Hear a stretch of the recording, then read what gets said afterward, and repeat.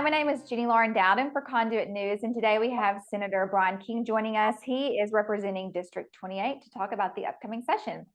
Hi, Senator. How are you? Good. Thanks for having me. Of course, we always welcome having you here on Conduit. We were looking over some pre-filing bills, and we noticed that you have already filed two bills. One is, let's see, Senate Bill 7. It's a criminal offense regarding drug harm, and then the other one is about vaccines. Tell us about those two bills. Yeah, they're both together. I mean, in some aspects. I mean, if we look at the opioid crisis and how it started with Purdue Pharma and Oxycontin, it wound up being marketed, incorrectly. The company, misrepresented what the drug was going to do, even though they knew different. They misled the FDA, they misled the DEA, everybody. They sold it with sheer on profit, and it caused such a destruction out there of getting people hooked and impacted a lot of lives and destroyed lives, still does today. So now that we know, after the federal government, to their credit, went after them and exposed a lot of stuff, we know what they did. So this bill would basically follow like drug-induced homicide. So the same thing you would see out there in a drug alley where somebody gets a hot dose and then that person dies. They could be charged with drug-induced homicide. This is the same way. I mean, I don't see just because you're a big pharma and have a bunch of money, you should get out of it. And the vaccine, though, we don't have, there's a lot of concerns, and even people that's got vaccinated now are like rethinking what they, is when, and we don't know the long-term effects. It just follows the same thing where instead of just only civil penalties, these people could possibly have an avenue that they could serve, jail time out of it. What made you decide to file these two particular bills?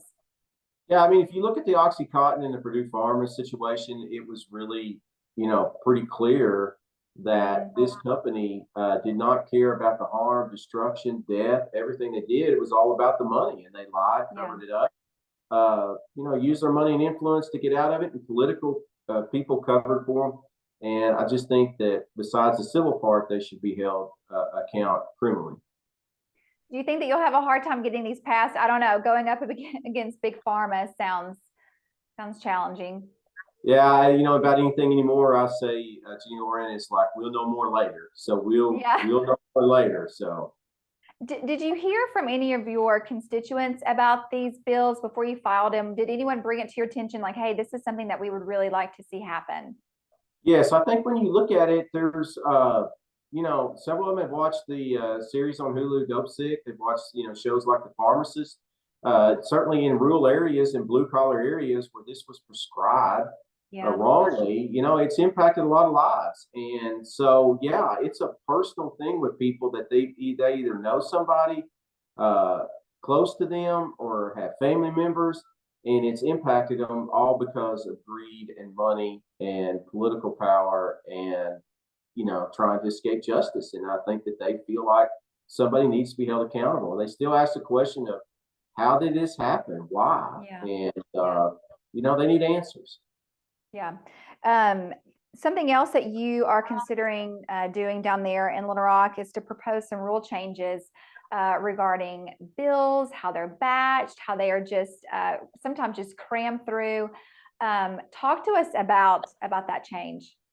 Yeah, that's something we've always talked about. I mean, if you look at the omnibus bill that got passed, 1.7 trillion and just passed, and no one gets a chance to read it or know what goes in.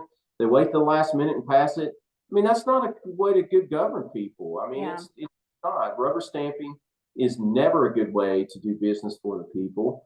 And there's been multiple bills that get passed, and the pass it to find out what's in it is always dangerous and destructive at any time that it happens. And so basically the two rule changes are on the floor of the Senate and the committee. The process is slowed down where people know what they're voting on and know what comes up. I mean, they sit there and throw 80 to 120 bills on your desk, and the next day there's 50 to 70 bills, and you don't have personal staff people, and special interest, corruption, cronyism, all those things wound up getting through there. And this is just about addressing that process. Do you think that there will be more transparency and accountability in this new administration, and then with new House and Senate, somewhat new? I hope so. I don't know that when it comes to the legislative branch that I really, given what I've known and what's happened, really don't have much faith in that. But all I can know is I'm going to do and say what I'm going to do. I mean, it's one of the things in the campaign I told people, and it resonated. I mean, once people understood the whole process about how they're doing business with their money and what they're doing with bills and laws to get their special interest passed or their secret deal, or they're passing bills and not thinking about the total consequences of something. I mean, we just had another bill that devastated small town police departments over here that was a broad protection working real well, and it sailed through and passed. And now it's having a devastating impact on those small towns. And so that's what I hope the process does, is slow it down where you know what you're voting on, know what it's going to do, and not stop rubber stamping. From your perspective, what do you see the main priorities being for the legislature? Well, I think that if you see what's being outlined, there's a few things that's being talked about. I mean, prisons, a crime crisis. Governor Hutchinson is been a critic of his, rightly, because the crime has got worse, and people, some of these Republicans are out there chest beating over the crime and what they're going to do about it. I'm like, well, you've been in charge. I mean, there is nobody to blame for the crime crisis other than Governor Hutchinson and a bunch of Republicans down there that failed to budget for it. So that's going to come up, and now it's going to cost more than it did in 2017 when I made proposals. In 2017, we would have saved hundreds of millions of dollars had the legislature budgeted like they should have and tackled the crime crisis. And so now with the cost of everything going up, that's going to cost exponentially much more. I think if you look at the education, we hear a lot about school choice and what's that going to look like. I mean, so there's a lot of questions to be asked about that. So it's right now we don't see any proposals on anything like that. But yet, I know one thing: the budget is what drives the whole state of Arkansas. It gets the least amount of talk about. And I always credit Governor Huckabee whenever he was, but when he was down there and had to deal with things, it was a much different environment. And I think that to his credit, he looked ahead and had budget shortfalls. He inherited a budget shortfall. And then when he left, there was almost $1 billion surplus.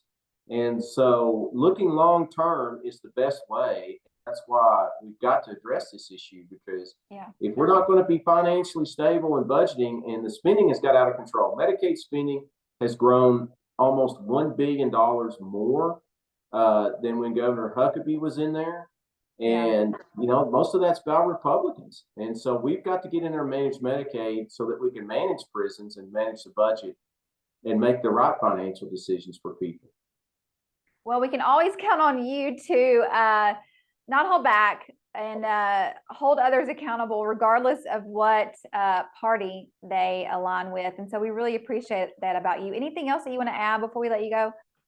No, just, those things are the biggest issues. And as I say anymore, there was an old farmer told the story about, about time you ask him about, well, how's this going to go? It looks great, or this is going to go maybe look bad. His answer was always, we'll know more later. And so that's what I do. And so that's what I want to try and do is do the things that I told people I was going to address is, clean up the process, get a fair word, fair fight, start holding people accountable and big money special interest accountable. That's what I'm already, out of the gate, get started to do. Sounds really good. We appreciate you. Keep us updated on your bills and also on the proposal for rule changes. All right. Thank you.